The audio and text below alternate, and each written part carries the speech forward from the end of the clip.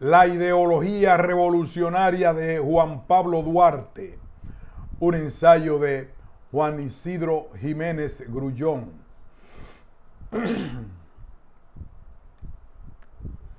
La ideología revolucionaria de Juan Pablo Duarte, orígenes y manifestaciones.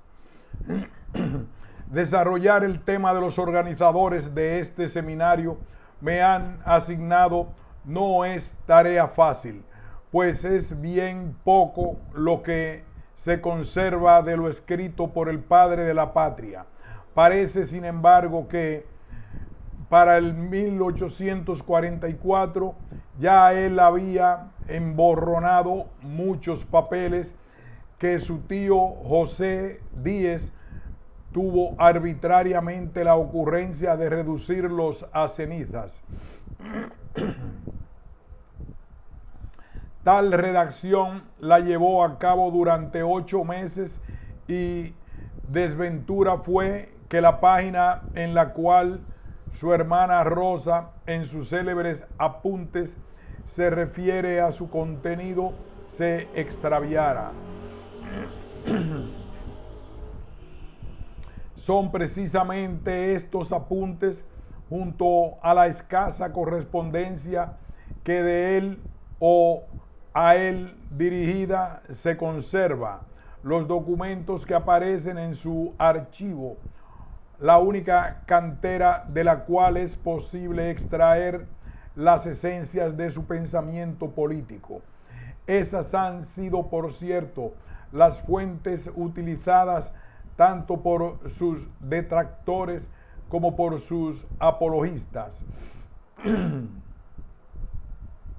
En cuanto a los primeros, es ocioso decir que sus afirmaciones han sido reducidas a polvo por la publicación de nuevos documentos y las argumentaciones de algunos de los segundos. Desgraciadamente, preciso es reconocer que muchos de estos últimos, impulsados por el afán apologético, se alejaron frecuentemente de lo estrictamente histórico para caer en generalizaciones absurdas unidas a menudo a lo novelesco. Esta desorientadora corriente la inició Emiliano Tejera y la continuaron en sus últimos tiempos Joaquín Balaguer y Pedro Troncoso Sánchez.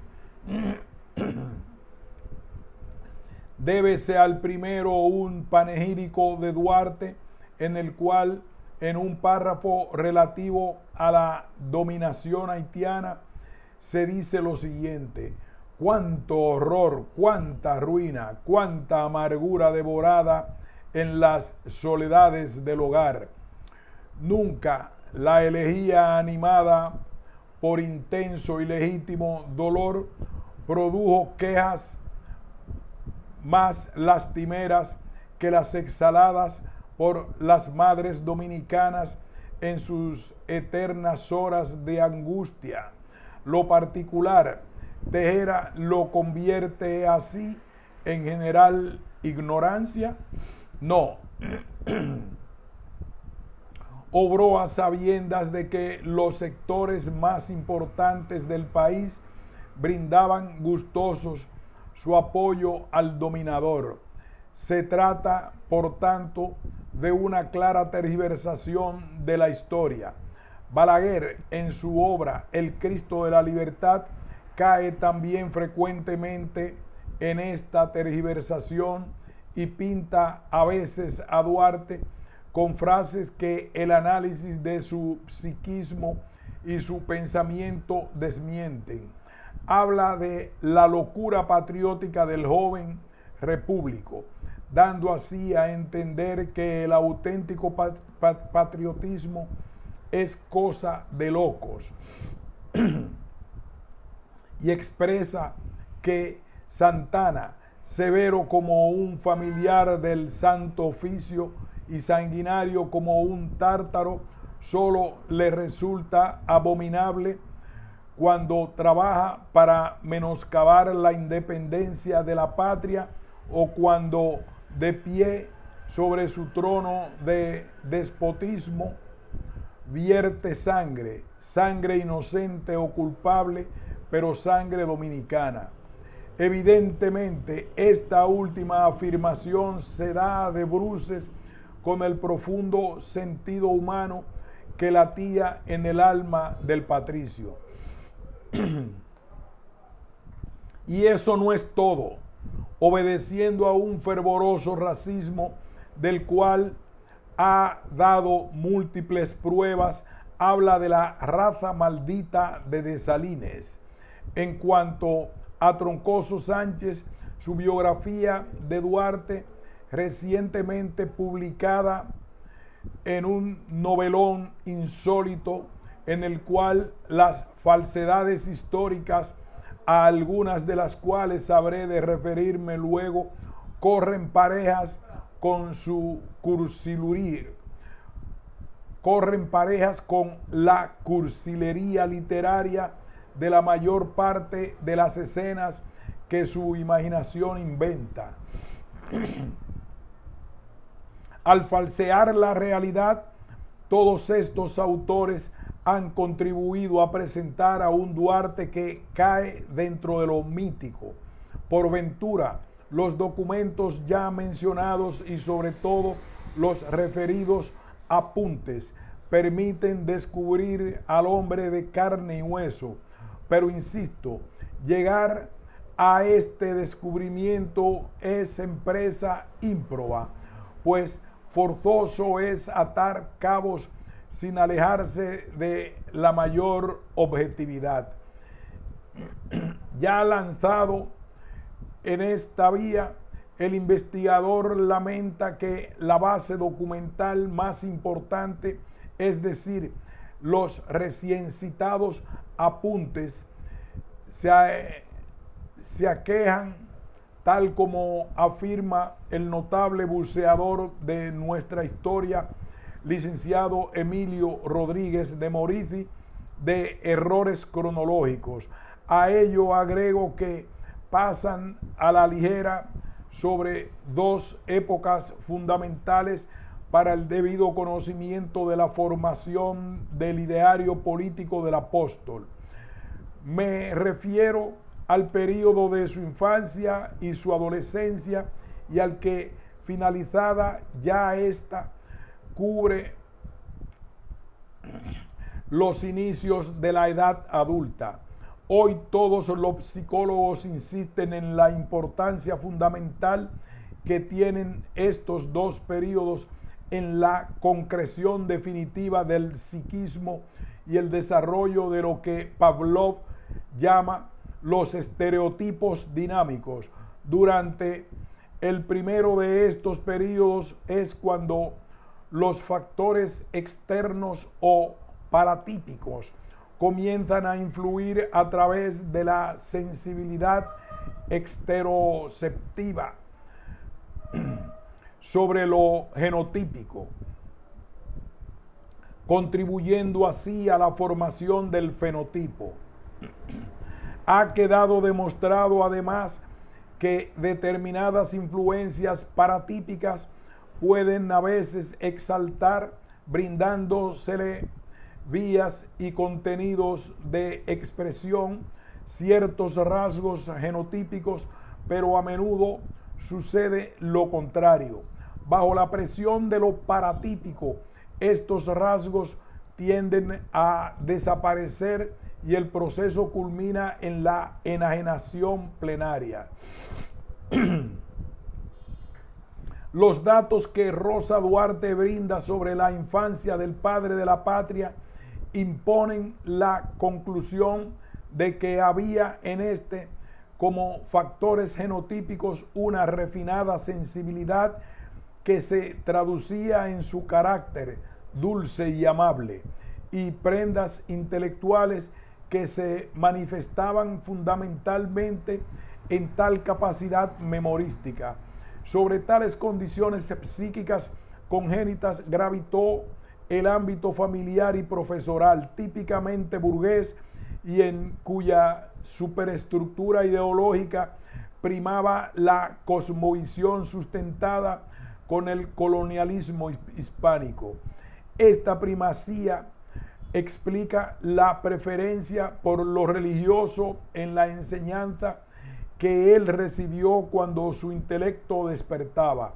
Su hermana expresa al respecto que a los 6 años sabía leer y de memoria recitaba todo el catecismo, y que sus maestros de entonces fueron los clérigos, el presbítero José Antonio de Bonilla y el presbítero Doctor Gutiérrez.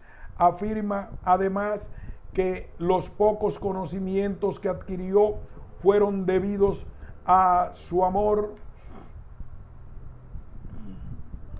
y estudio estimulado por la laudable propósito de ilustrarse para poder libertar a su patria. Indudablemente esta última afirmación es incorrecta, pues nunca se ha dado el caso de que en el primer decenio de la vida alguien tome conciencia, pese a la gravitación de prédicas ambientales, del contexto de realidades políticas imperantes en el sitio donde vive. Más allá, si bien hay pruebas de que para entonces el padre del apóstol Juan José Duarte era hostil a la dominación haitiana, lo más probable es que alentara, como tantos otros emigrados españoles, dicha dominación por la colonial española, sin ni siquiera sospechar que su hijo abrazaría con el tiempo el ideal nacionalista. Más aún, nada indica que cuando él lo envió bajo la tutela del ex juez Pablo Pujol a los Estados Unidos y a Europa, lo impulsara otro afán que la formación cultural de su hijo. Juan José Duarte era comerciante importador, lo que lo ubicaba dentro de la clase social burguesa, y como buen burgués deseaba que Juan Pablo aprendiera bien idiomas, contabilidad y otras materias que, dominadas por este, bien podrían contribuir al desarrollo futuro de su negocio. Ello hace ver que la infancia y la adolescencia del futuro padre de la patria se diferenció de las de Bolívar y Martí. Bolívar nació y se crió en el ámbito familiar pseudoaristocrático de la burguesía atípica venezolana, pero tan pronto adquirió los primeros conocimientos elementales, cayó bajo la tutela intelectual de Simón Rodríguez, figura ganada por las corrientes de la Ilustración y fundamentalmente por el pensamiento de Rousseau.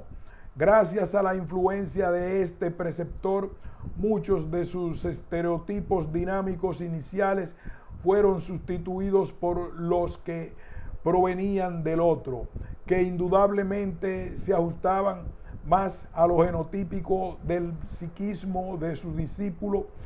En lo que respecta a Martí, nace en un ambiente pequeño burgués políticamente adaptado a las realidades coloniales cubanas.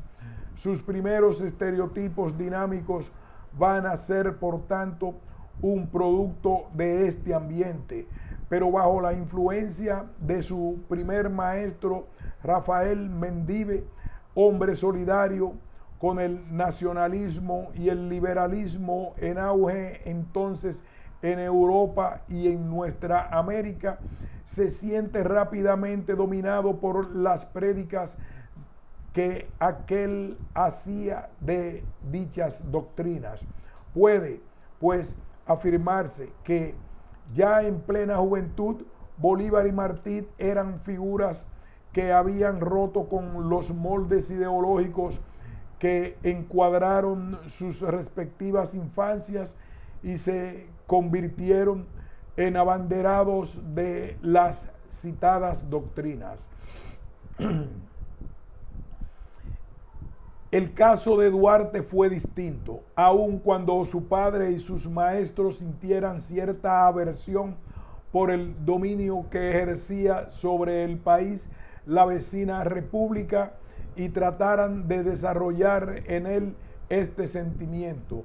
No hay el menor indicio de que ninguno de ellos considerara que el problema se resolvía mediante la creación de una nación independiente, libre y soberana. Hasta prueba en contrario, forzoso es convenir en que la paternidad de esa idea corresponde al hijo y discípulo que comenzó a difundirlo tan pronto llegó de su viaje de los Estados Unidos y Europa. Existiendo pruebas concretas de que el señor Pujols ya no era juez en el año 1828, forzoso es convenir que dicho viaje tuvo lugar en ese año o en el anterior. Para entonces Duarte era un adolescente. Había nacido en 1813 y bien se sabe que en esta época toda inteligencia alerta comienza a desarrollar su sentido crítico. Por cierto, su hermana Rosa expresa que el capitán del buque que lo conducía a Norteamérica le preguntó si a él no le daba pena decir que era haitiano. Juan Pablo le contestó: yo soy dominicano. A lo que con desprecio le contestó el capitán: tú no tienes nombre, porque ni tú ni tus padres merecen tenerlo, porque cobardes y serviles inclinan la cabeza bajo el yugo de sus esclavos. Ante ello, según le manifestó el hermano, este juró probarle al mundo entero que no tan solo teníamos un nombre propio, dominicanos, sino que nosotros, tan cruelmente vilipendiados, éramos dignos de llevarlo. La confesión es reveladora. Demuestra que hasta entonces Duarte veía probablemente con naturalidad la dominación haitiana. Y lo más interesante del caso es que al renunciar a esta visión no se le ocurrió, siendo hijo de español, propugnar por un retorno al coloniaje hispánico. Tal vez en estos momentos gravitó sobre su mente el recuerdo de las gestas emancipadoras de los pueblos de nuestra América. Ya en Nueva York siguió aprendiendo el inglés y empezó a estudiar geografía con Mr. Davis, que le daba clases a domicilio. Esto es todo lo que su hermana dice respecto a su estancia en dicha urbe. Desgraciadamente, la escasez de datos propició la creación y difusión de una leyenda que presenta al estudiante como al conocedor de la historia política de los Estados Unidos. Esta leyenda la recoge en su ensayo El pensamiento político de Duarte el licenciado Joaquín Salazar, quien en este trabajo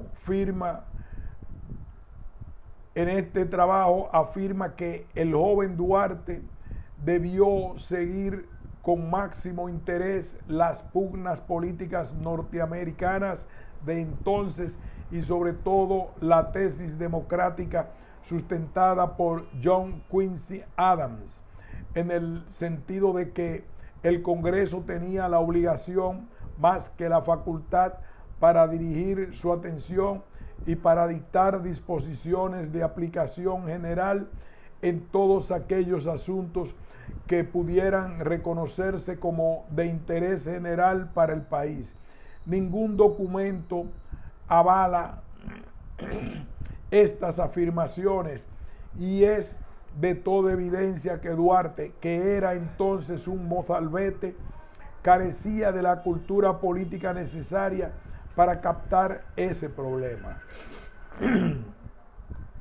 En cambio, Los que sí tuvieron que impresionarlo fueron la grandiosidad de la urbe neoyorquina y el mantenimiento de la esclavitud en aquella democracia entregada al desarrollo del capitalismo. A estos puntos no se refiere el licenciado Salazar, y si el doctor Balaguer menciona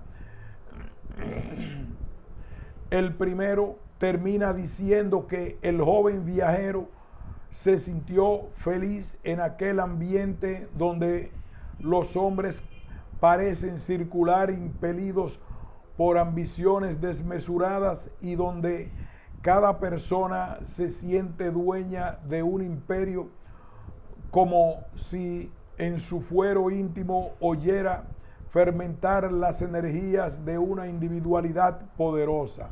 Cierre de comillas.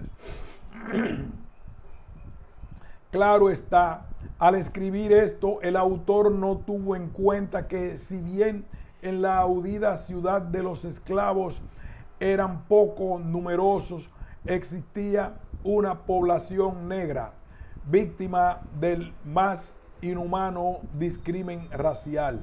Es más, en otro párrafo de su libro da a entender que Boyer no abolió la esclavitud en nuestro país, pues expresa, sin establecer diferencia entre esta última y un régimen político semidictatorial impuesto por una fuerza extraña, que la bandera de Haití flotaba sobre la fortaleza colonial de Santo Domingo como un símbolo de esclavitud y de ignominia.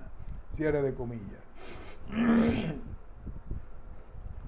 Se ignora el tiempo que pasó Duarte en los Estados Unidos, pero lo más probable es que la estancia fue breve, pues el máximo interés de Pujol era ver de nuevo a sus familiares de Cataluña.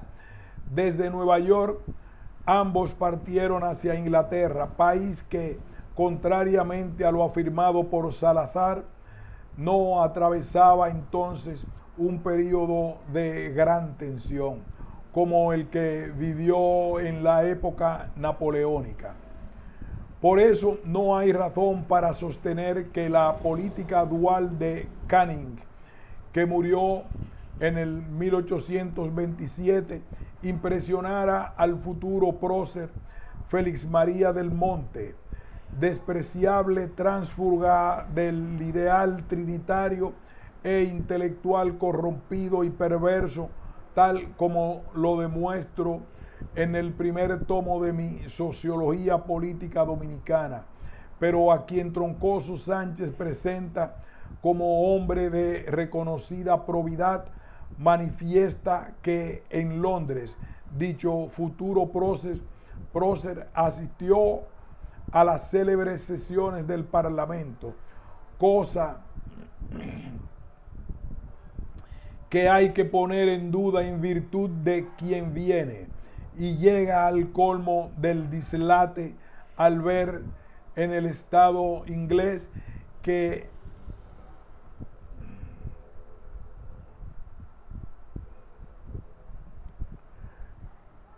repetimos este párrafo.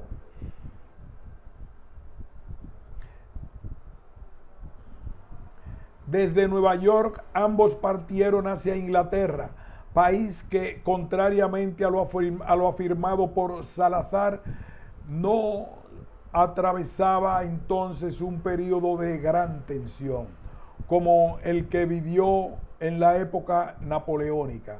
Por eso, no hay razón para sostener que la política dual de Canning, que murió en 1827, impresionara al futuro prócer Félix María del Monte, despreciable tránsfuga del ideal trinitario e intelectual corrompido y perverso, tal como lo demuestro en el primer tomo de mi Sociología Política Dominicana, pero a quien Troncoso Sánchez presenta como el hombre de reconocida probidad, manifiesta que en Londres dicho futuro prócer comillas, asistió a célebres sesiones del Parlamento, cosa que hay que poner en duda en virtud de quien viene, y llega al colmo del dislate al ver en el Estado inglés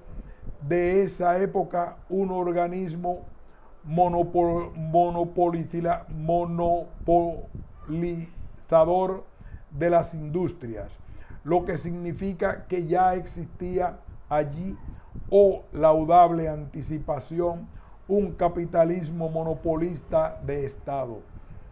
De Londres, el prócer en ciernes pasó a París y allí pudo darse cuenta, pues no se necesitaba para ello amplia cultura y madurez intelectual, de que pese a que Francia se hallaba sacudida por el espíritu revolucionario que nació al calor de la gran revolución de 1789, este espíritu apenas podía manifestarse en razón del dominio ya decadente pero aún ejercido por la Santa Alianza. Tal vez no pudo captar el fondo del problema y comprender así que la Francia derrotada seguía siendo el máximo exponente de la revolución democrático burguesa. Pero es indudable que, dada su inteligencia alerta, todo aquello repercutió en su intimidad, provocando meditaciones que lo llevaron a analizar el sentido de las corrientes políticas en pugna y sus variantes.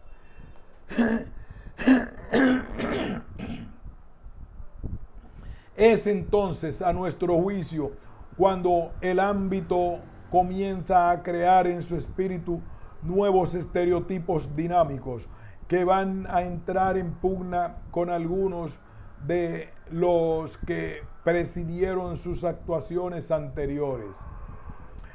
Pero iba a ser más tarde, al llegar a Barcelona y permanecer allí hasta el 1831, cuando estos nuevos estereotipos se desarrollarían con amplitud, llegando a ejercer sobre su ánimo una función dominante. No es posible adentrarse en ese mundo íntimo sin una incursión más amplia en las realidades y corrientes políticas de la Europa occidental y central de entonces, y fundamentalmente en las existentes en España. El ya citado señor del Monte expresa que en Londres Duarte se sintió asordado por los rumores del comercio y de la industria fabril. En Francia, por el ruido de las discusiones y a veces de los motines. En España había visto una nación sin unidad de idioma, de usos, costumbres y legislación. Aquella desmembración histórica malamente incrustada en aún todo, más bien que restringida por la política, posee únicamente un punto de asimilación. Iba a decir que la religión, pero no quiero hacer injuria al dogma católico, diré mejor el fanatismo y la intolerancia. Obedeciendo a su rancio hispanismo, Troncoso Sánchez rechaza estas últimas afirmaciones. A su juicio, parecen contener elementos subjetivos, e indudablemente los contiene, al igual que las relativas a Inglaterra y Francia. Pero el problema es inmaterial. Lo que importa es poner al desnudo que toda Europa, incluyendo tanto a España, se sentía entonces agitada por diversas corrientes políticas, y que algunas de estas influyeron poderosamente en el espíritu del joven viajero. despertando y estimulando el desarrollo de sus nuevos estereotipos dinámicos.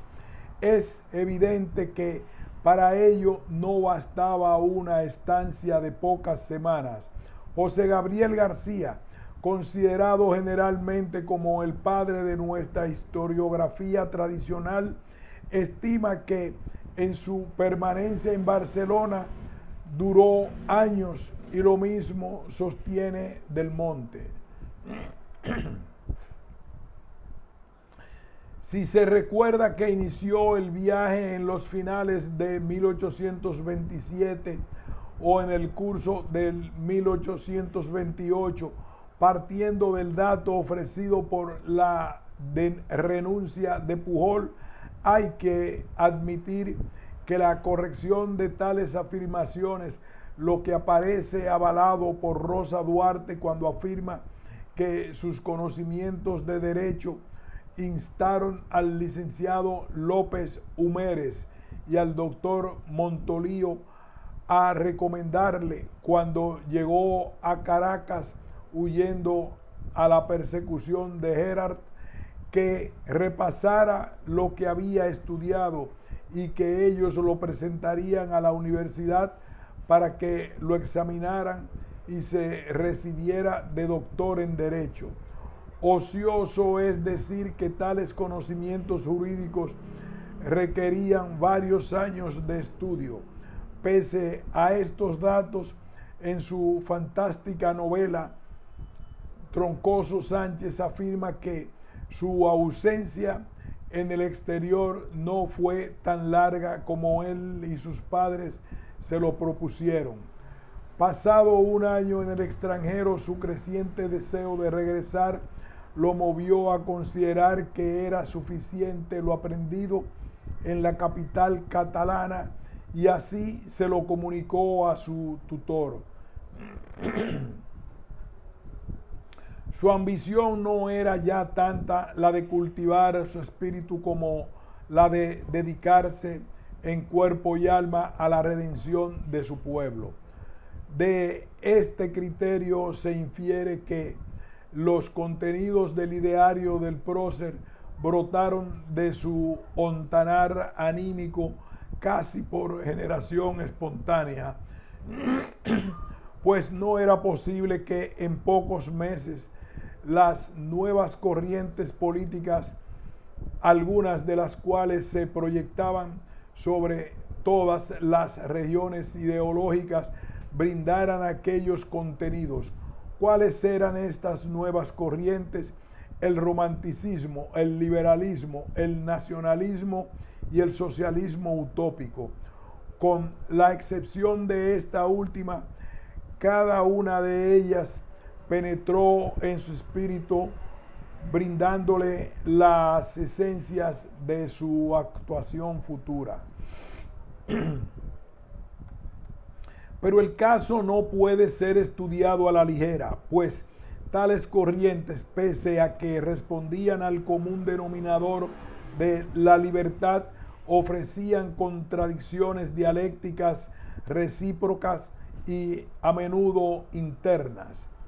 Es más, sobre todo el romanticismo y el socialismo evolucionaron de tal modo que en gran parte perdieron mucho de sus conceptualizaciones originarias.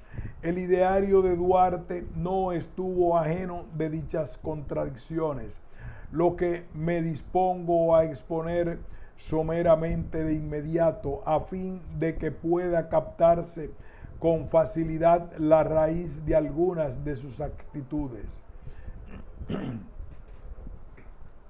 Comienzo con el romanticismo.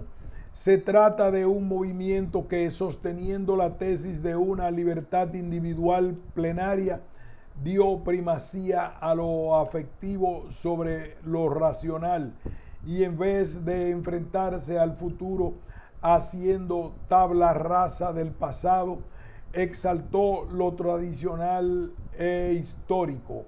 Se enfrentó, pues, al culto de la razón que, en términos generales, dio la tónica del pensamiento del llamado siglo de las luces. Asomó, por tanto, con un carácter reaccionario.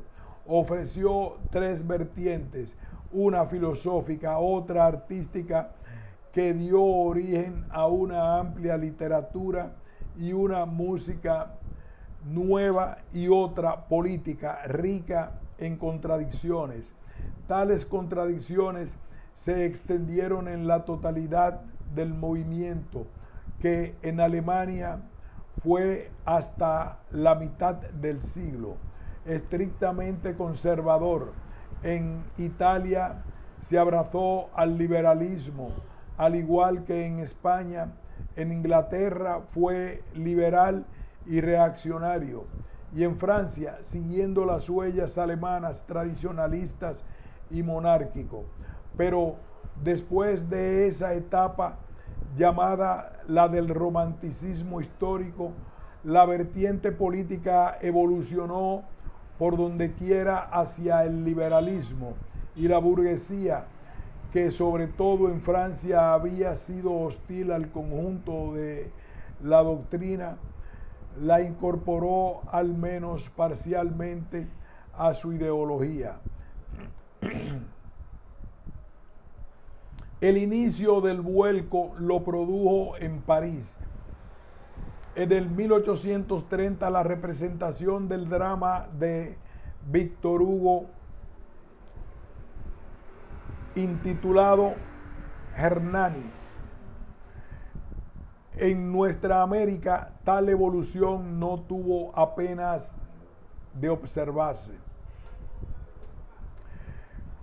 Como señala Engels, desde temprano hubo allí un romanticismo y su exaltación amorosa, pero sobre una base burguesa y con fines en último término burgueses. Nos anticipamos, por tanto, a lo que aconteció en Europa en los precisos momentos en que Duarte se encontraba en Barcelona. Paso ahora al nacionalismo. Entro en el tema señalando que este movimiento estuvo estrechamente enlazado al desarrollo del capitalismo y por tanto de la revolución democrático-burguesa. Con razón, Lenin sostiene que la época estudiada es la bancarrota del feudalismo y del absolutismo, y los movimientos nacionales adquieren por primera vez el carácter del movimiento de masas, incorporando de uno a otro modo a todas las clases de la población a la política. Cierre de comillas. Repetimos este párrafo. Paso ahora al nacionalismo. Entro en el tema señalando que este movimiento estuvo estrechamente enlazado al desarrollo del capitalismo y por tanto de la revolución democrático-burguesa. Con razón, Lenin sostiene que la época estudiada en la que, comillas, la bancarrota del feudalismo y del absolutismo y los movimientos nacionales adquieren por primera vez el carácter del movimiento de masas, incorporando de uno u otro modo a todas las clases de la población a la política, cierre de comillas. En el fondo, el nacionalismo respondió al afán de liberación de los pueblos sojuzgados por una nación extraña a ellos. Esto explica que el factor precipitante del auge de la doctrina fuera la expansión napoleónica. Lenin expresa al respecto, puntualizamos, las guerras de la Revolución Francesa comenzaron con guerras nacionales y lo eran efectivamente, eran revoluciones, pues contra la coalición de las monarquías contrarrevolucionarias.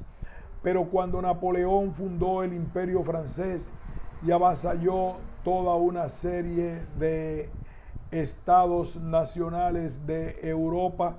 Entonces, las guerras nacionales francesas se convirtieron en guerras imperialistas que a su vez dieron origen a guerras de liberación nacional contra el imperialismo francés. Se dio así el caso de que, pese a que el movimiento tenía en última instancia un origen esencialmente económico, la Revolución Francesa se vio forzado por la dialéctica histórica a enarbolar la bandera romántica del historicismo. Aquellos estados sojuzgados tenían en efecto su historia y respondían a rasgos culturales propios. Fue sobre estas realidades que se levantó el nuevo nacionalismo. El movimiento comenzó a cobrar vida en la lucha del pueblo español contra el dominio napoleónico. Todo el esfuerzo se orientó en sus inicios a destruir al invasor y restaurar así la nación. Al acercarse el triunfo, la unidad nacional se vio sacudida por la pugna dialéctica entre los absolutistas y los liberales. Sin embargo, había entre ellos un común denominador de origen romántico: el respeto a la historia, sentimiento que en el orden político se manifestó en el establecimiento de la monarquía. El liberalismo español de entonces, a pesar de que se inspiraba en determinados principios de la Revolución Francesa, no fue republicano. Fernando VII se hizo de nuevo cargo del poder y, después de algunas concesiones a las tendencias liberales, restauró el absolutismo. Luego adivinó el paréntesis del trienio constitucional, pero el rey, ayudado por campesinos tradicionalistas y la llegada de 90,000 franceses, los célebres 100,000 hijos de San Luis, restauró una vez más la plenitud de su poder en el 1823, y la plana mayor del liberalismo español, que no constituía un partido político, se vio obligada a emigrar. No produjo entonces España un hombre que, como Mazzini en Italia, hermanara el nacionalismo con la convicción liberal republicana y la idea de la eminente dignidad del pueblo. Claro está, el gran insurgente italiano veía al pueblo como el conjunto de la comunidad, lo que pone al desnudo su fondo romántico, como también lo hace su tesis de la inseparabilidad de la religión, elemento tradicionalista, y la política. Me detengo ahora en el liberalismo. Fue este indudablemente la más nítida expresión de la revolución democrático-burguesa en el campo de la política y la economía. Ello ha impulsado a algunos autores a ver en él a uno de los elementos originarios de la filosofía de la burguesía, cuando más bien se trata de una de sus expresiones ideológicas. La doctrina acusó variantes derivadas de los países en los cuales logró desarrollarse y contradicciones, pero giró alrededor de una idea central: la libertad o las libertades propias de cada ser humano. Hubo así un liberalismo económico fundado en la tesis de laissez-faire y el respeto por la propiedad privada, que se oponía a toda intervención estatal en la actividad económica de los ciudadanos, un liberalismo político opuesto al despotismo y del cual surgiría la democracia representativa, y un liberalismo intelectual que sustentaba la necesidad de la tolerancia y la conciliación. Todo ello fue admirablemente sintetizado por Benjamin Constant al decir que abogaba por la libertad en todo, en filosofía, en industria, en política, y que por libertad entiendo el triunfo de la individualidad tanto sobre la autoridad que pretende gobernar mediante el despotismo, como sobre las masas que reclaman el derecho de sojuzgar a la minoría. En un conocido texto de historia de las ideas políticas dirigido por Touchard, que al igual que sus colaboradores no puede ser calificado de marxista, se expresa que dentro de las contradicciones ofrecidas por la doctrina hállase la siguiente: los liberales consideran como regla general que ni el Estado ni a los patronos corresponde mejorar la suerte del obrero. El obrero es el principal responsable de su miseria. Corresponde a la beneficencia privada su remedio. Cierre de comillas. En otro párrafo, el texto dice, comillas, pero en la misma medida en que el liberalismo aparece como la filosofía de la clase burguesa, no asegura más que la libertad de la burguesía y los no burgueses. Por ejemplo, Proudhon tratan de establecer la libertad frente al liberalismo mediante la aplicación de los patrones del socialismo utópico. Fue en Francia e Inglaterra donde este tipo de socialismo surgió. En Inglaterra, la figura más destacada del movimiento fue Owen, y en Francia lo fueron Saint-Simon, Fournier, Cabet y Dethamy. En lo que respecta a Proudhon, sus ideas ofrecen una mezcolanza de socialismo utópico y anarquismo, y fueron objeto de una demoledora crítica de Marx. Naturalmente, la aristocracia, aún gobernante en la mayor parte de los países europeos, vio en aquellas doctrinas, menos en la del romanticismo histórico, un grave peligro. De esta visión surgió la mencionada Santa Alianza, que se consideró con autoridad para intervenir mediante la acción armada allí donde se produjera una sublevación inspirada en una de ellas. Es más, donde dicha aristocracia apenas pudo obtener apoyo en la burguesía, se impuso el férreo absolutismo. Ello obligó a los dirigentes liberales, nacionalistas y socialistas utópicos a recurrir a la organización clandestina o a refugiarse en las logias masónicas. Las sociedades de carbonarios, que nacidas en Italia, se extendieron a todos los países meridionales, brindaron el más señero ejemplo de la organización clandestina. Pero España no se quedó atrás.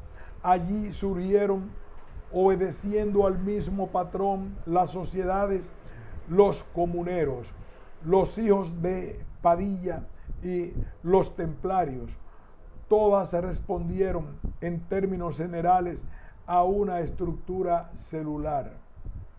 No puedo afirmar que una de estas naciera con anterioridad a la de los carbonarios, pero es probable que así fuera, pues en España el romanticismo histórico se convirtió en romanticismo liberal, pese a que conservó rasgos del primero y antes de que tal acontecimiento tuviera lugar en Francia y en Italia. Es más, la guerra nacional española contra Napoleón ha sido considerada por casi todos los historiadores como el movimiento inicial de todo proceso revolucionario que quedaría ultimado en la cuarta década del siglo XIX. Este proceso, cargado de múltiples pugnas, condujo en 1820 al levantamiento militar de Riego y al ya referido trienio constitucional, que puso determinadas trabas legales al mantenimiento e incremento de los bienes eclesiásticos, amplió el marco de las libertades públicas, suprimió de nuevo el Tribunal del Santo Oficio y procuró poner orden en la hacienda mediante, entre otras cosas, una reforma del sistema monetario. Bien, cabe afirmar que España dio entonces la pauta al mundo europeo. Más aún, tuvo tanta importancia el liberalismo español de la época que, pese a que Balzac afirma que la palabra liberal fue lanzada por Madame de Staël y Benjamin Constant, Marx, conocedor a fondo de la historia universal, sobre todo de su época, expresa que dicha palabra salió de España para difundirse por toda Europa. Duarte llegó a Barcelona en los precisos momentos en que asomaba en el horizonte la consumación de la revolución democrático-burguesa a escala nacional y la guerra civil entre los liberales y los absolutistas españoles. José Gabriel García afirma que durante la estancia en aquella ciudad hizo un recorrido por los Pirineos y las dificultades que palpó en los pueblos fronterizos le surgieron la patriótica, repetimos este párrafo. Duarte llegó a Barcelona en los precisos momentos en que asomaba en el horizonte la consumación de la revolución democrático-burguesa a escala nacional y la guerra civil entre los liberales y absolutistas españoles. José Gabriel García afirma que durante su estancia en aquella ciudad hizo un recorrido por los Pirineos y las dificultades que palpó en los pueblos fronterizos le sugirieron la patriótica idea separatista. Evidentemente, con ello, este autor da a entender que mucho más que los insultos a los dominicanos proferidos por el capitán del barco que lo llevó a Nueva York, fue este recorrido lo que determinó su futura actuación. A lo recién citado, García agrega que en la gran urbe catalana el futuro prócer encontró un vasto campo para inspirarse en las doctrinas liberales que sirvieron de origen a la forma de gobierno del Estatuto Real de 1834. ¿Qué decir de estas citas? Pues bien, la primera es inaceptable, pues no hay un solo documento firmado por Duarte en el cual aparezca la palabra separación. Fue en el manifiesto del 16 de enero de 1844 donde por primera vez se usó esta palabra. En cuanto a la segunda, es taxativa. No fueron, en efecto, exclusivamente el liberalismo, sino también el romanticismo y el nacionalismo, las doctrinas que influyeron decisivamente en la integración de su ideario. Es más, no hay ningún dato que permita sostener que él se familiarizó con la obra de los enciclopedistas y de los más destacados liberales de su época. Nada revela, por otra parte, que estuviera al tanto de las doctrinas filosóficas entonces en boga. Estas doctrinas apenas habían llegado a España, donde la filosofía seguía obedeciendo a los cánones de la escolástica, y es poco probable que durante su corta permanencia en Inglaterra y Francia pudiera estudiar las concepciones de un Locke, un Hume, un Condillac y las de los materialistas mecanicistas franceses. Era para entonces demasiado joven y carecía de las bases culturales imprescindibles para dicho estudio. En lo que respecta a la visión del hombre y su historia, hay que admitir que la corriente que más influyó en él fue la del romanticismo. Para la captación de este lo preparaban sus iniciales estereotipos dinámicos y la evidente primacía que en su psiquismo tenía lo afectivo. Es más, esta primacía explica, al menos parcialmente, que se solidarizara con la concepción de la libertad individual propugnada por el liberalismo. Profundizo, dada su importancia, en lo uno y lo otro. En lo concerniente al romanticismo, ya dije que acusó una evolución. En su primera fase fue un elemento de choque contra el racionalismo de la enciclopedia, y en este sentido constituyó una de las plataformas ideológicas de la Restauración.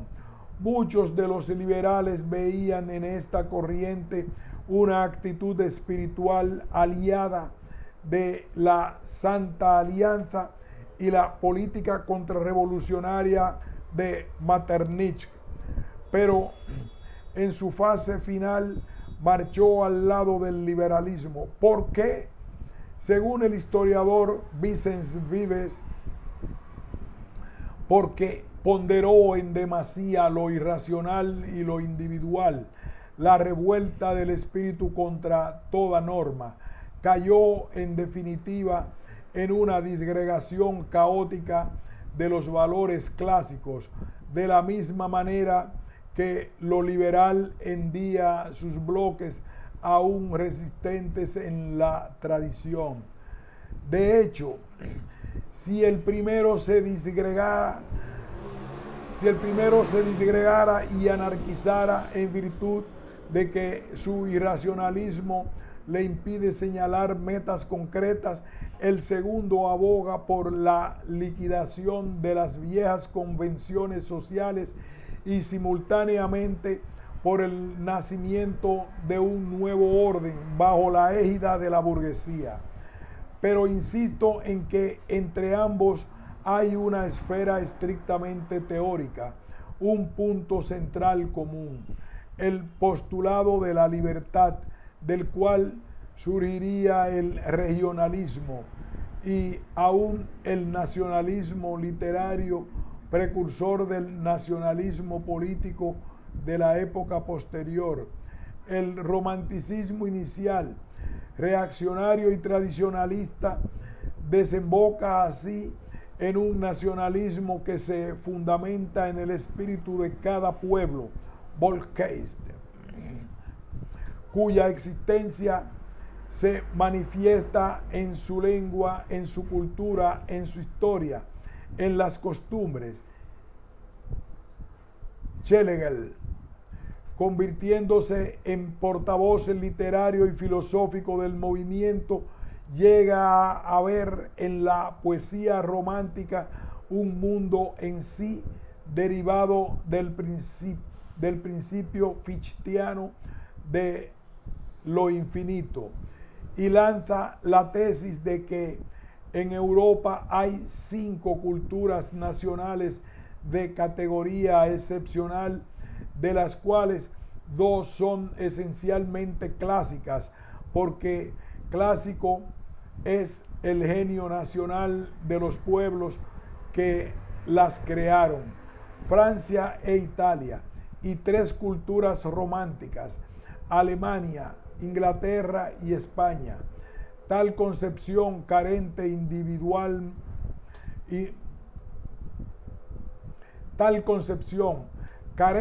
indudablemente de asidero, pero que pretende basarse en la historia, repercute en la península hispánica, donde es introducida por Juan Nicolás Born de Faber, despertando en sus primeros líricos románticos el sentimiento de la nacionalidad, al cual las masas populares ya habían obedecido cuando se lanzaron a la guerra contra la invasión napoleónica.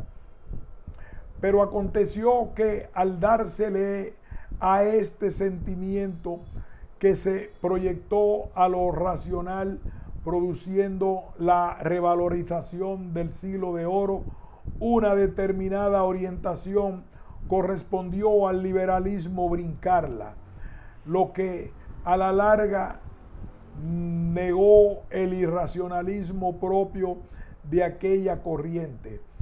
A la postre, el culto de la tradición fue reemplazado por el afán de progreso, en base al nacionalismo cultural sobre el cual las nuevas nacionalidades habrían de levantarse. Nada pudo ofrecer una mayor prueba de la dialéctica histórica. El romanticismo, que dio primacía al sentimiento, llevaba en su seno a su contrario, el fervor por la razón.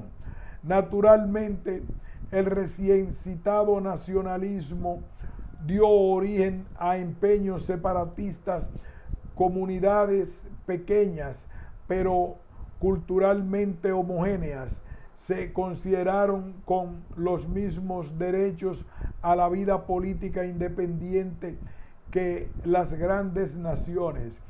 Ello tiende a explicar las desigualdades que ofrecieron aquellos empeños. En efecto, mientras en Italia los nacionalistas se inspiraron en el romanticismo liberal, en los Balcanes y en Cataluña obedecieron fundamentalmente al romanticismo histórico. Las ideas de Schlegel se difundieron rápidamente en Barcelona y el novelista Walter Scott, defensor del historicismo, devino allí el ídolo de los jóvenes intelectuales románticos que se expresaron en determinadas revistas como El Europeo y El Vapor. Luego muchos de estos jóvenes evolucionaron hacia el romanticismo liberal, pero el auge de este último fue efímero. Los hermanos Milá y Fontanals se impusieron sobre el liberalismo en auge arrastrando a casi todos los románticos más destacados de la mística del resurgimiento catalán. Cuando esto sucedió, ya Duarte había partido de Cataluña, pero Rodríguez de Morizzi tiene razón al insistir en el impacto que en su ánimo provocó el romanticismo. Es más, de su estudio al respecto, se infiere que fue el romanticismo liberal el que más contribuyó a brindar los elementos románticos de su ideario. No me parece que este criterio sea acertado. Es cierto que las poesías de Duarte, pobres por lo común, en hechos poéticos, acusan marcadas influencias de los poetas románticos españoles de aquella época. Empero, la historia enseña que no puede ser vista como una regla la identificación del romanticismo literario con el liberalismo. Touchard y sus colaboradores dicen al respecto: no hay que confundir el romanticismo con los escritos románticos. Máxime cuando dicha corriente acusó, como se ha visto, una importante evolución, especialmente en su vertiente política. Valgan estos ejemplos en Alemania: Hölderlin, Novalis fueron románticos tradicionalistas o históricos. En Inglaterra también lo fueron Coleridge y Young, y en España Mariano José de Lara y Martínez de la Rosa. El propio duque de Rivas, a quien Rodríguez de Morizzi menciona, describió el drama La Conjuración de Venecia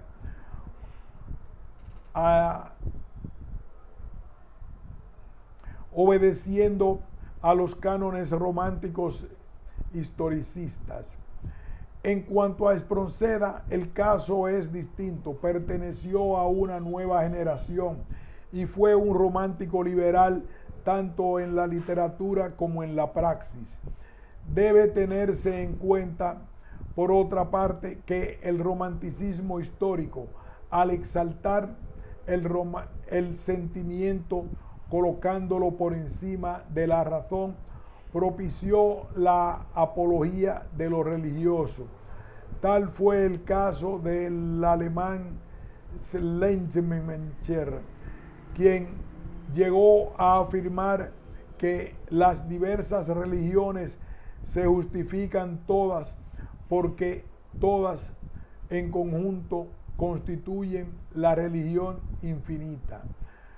Por ventura, tan absurda tesis fue luego sometida a una severa y destructora crítica por Feuerbach y Marx. Ya se dijo que en Duarte, entre sus estereotipos dinámicos iniciales, se encontraba el religioso, y cierto es que este no fue suplantado por el que originó su adhesión al liberalismo. Prueba de ello es que, habiendo sido víctima de la expatriación por la obra de la reacción colonialista que se impuso cuando Santana surgió como mandón supremo de la recién nacida república, el presbítero Sangervi, después de haberle dado clases de historia sagrada, quiso que se dedicara a la iglesia, proposición que el otro rechazó porque los asuntos de mi patria que esperaba concluir me impedían tomar estado. Había en este, por tanto, un auténtico fervor católico que, por cierto, se tradujo en la constante lealtad a los principios evangélicos, lo que obliga a decir que muchos más que católicos se sentía cristiano y que este sentimiento influyó en su postura espiritualista. La fuerza que en él tuvo el romanticismo histórico aparece además en otros hechos en los cuales me referiré de inmediato. Cuando regresó al país declaró que lo que más lo había impresionado durante su estancia en Europa fueron los fueros y libertades de Barcelona. Pues bien, se trata de conquistas logradas por Cataluña durante el medioevo y que los carlistas, muerto ya Fernando VII, defendieron al igual que hicieron con la monarquía y la religión católica. Historiadores contemporáneos precisan, refiriéndose a este punto, que en la guerra civil desatada por el carlismo, entonces sus consignas básicas fueron Dios, patria, rey, fueros, principios políticos religiosos de tipo tradicionalistas que las masas campesinas sustentaban con fervor. Al fundar la Trinitaria, Duarte hizo uso de los dos primeros en calidad de lema, agregando los de Libertad y República Dominicana. Evidentemente el agregado era un producto del romanticismo liberal que él también sustentaba, pero el hecho de que apareciera junto a los otros demuestra que el lema respondió tanto a este último como al romanticismo histórico. Voy más lejos. Estimo que lo que más contribuyó a que en su mente surgiera la idea de la nueva república fue precisamente el tipo de romanticismo recién citado. Demostrar esta afirmación me obliga a incursionar una vez más en la historia europea y americana.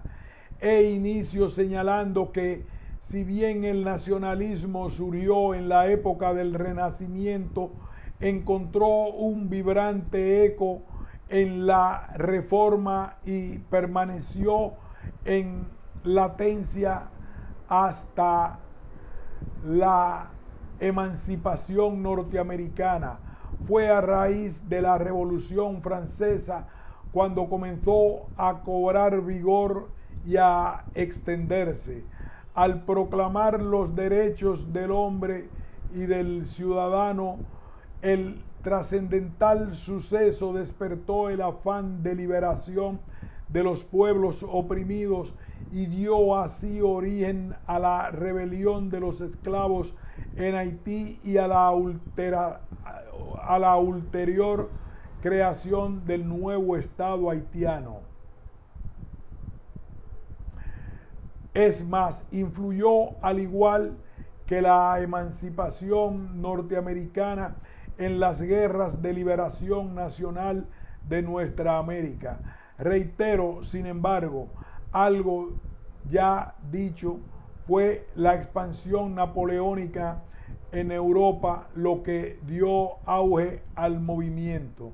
Los pueblos subyugados por Napoleón despertaron. Duarte siente los vagidos de este despertar y pensando en su tierra se da cuenta, y así se lo dice poco tiempo después de su regreso al país a José María Serra, que entre los dominicanos y los haitianos no es posible una fusión. ¿Qué lo lleva a esta conclusión tan categórica?